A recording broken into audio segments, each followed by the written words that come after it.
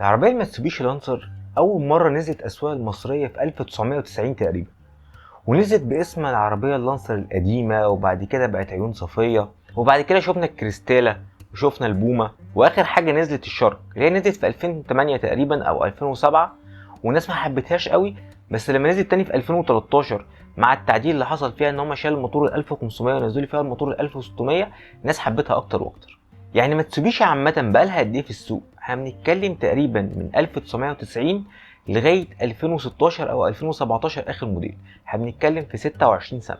ومع كده في موديلات لماتسوبيشي دلوقتي قطع غيارها بقت نادرة شوية. عشان تجيب عربية ماتسوبيشي وتبقى مبسوط لازم تبدأ من اول البومة، قبل كده هتتعب شويه في قطع الغيار. الكلام ده كله بقى بقوله عشان في عربيه من العربيات اللي الناس حبتها مؤخرا، وحاسس ان هي بتقدم قيمه مقابل سعر.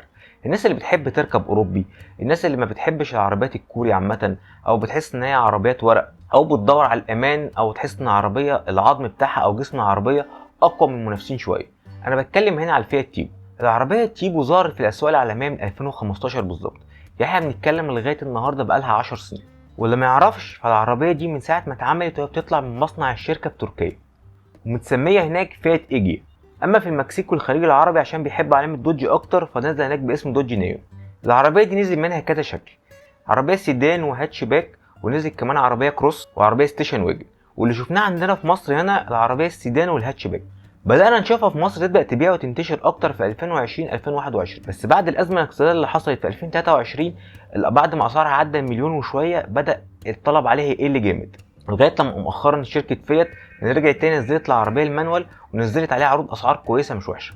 في العشر سنين اللي تركيا أنتجت فيها فيات تيبو باعت 700 ألف عربية، وأحسن سنة باعت فيها في سنة 2016، باعت في 2016 بس 130 ألف عربية. في 2020 العربية خدت الفيس ليفت الجميل بتاعها اللي حصل في الشبكة وفي التابلو من جوه، وكانت بتنزل في الاسواق اللي حوالين هنا بمحركين بس، موتور ال 1400 والموتور ال 1600. ال 1400 ده شفناه في العربيه المانوال العاديه، وال 1600 كان بينزل في العربيه الاوتوماتيك على فتيس 6 سرعات. والمنظومه دي كانت حلوه جدا مش وحشه. احنا بنتكلم في فتيس اوتوماتيك عادي خالص من 6 سرعات، وموتور ال 1600 كان صاحي ما كانش نايم.